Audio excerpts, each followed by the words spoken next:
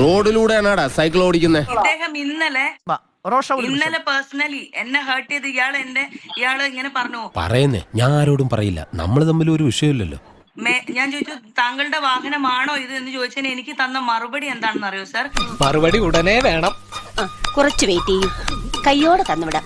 നിന്റെ തന്തയുടെ വാഹനം, ഇങ്ങനെയാണ് അയാൾ സംസാരിക്കുന്നത്. കിട്ടിയല്ലോ. തന്തയുടെ വാഹനം, ഇങ്ങനെയാണ് അയാൾ സംസാരിക്കുന്നത്.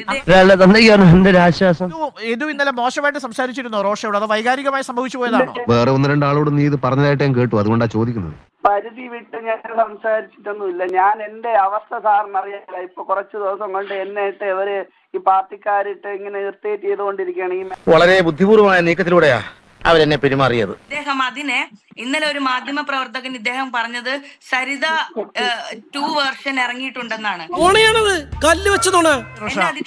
അങ്ങനെ മോശമായ പദപ്രയോഗം നടത്തിയിരുന്നോ റോഷൻ? ഞാനൊന്നും പറഞ്ഞിട്ടില്ല. മുതലാളി ഒരു പ്രാവശ്യം പറഞ്ഞിട്ടുണ്ട് ബോട്ടിൽ വെച്ച്. പുതിയ പുതിയ അവതാരങ്ങൾ കേസ് കൊടുക്കാൻ നേരത്ത് ഇനി സരിതയും വരും എന്നാണ് പറഞ്ഞത്. എന്റെ നിരപരാധിത്വം കാലം തെളിയിക്കും.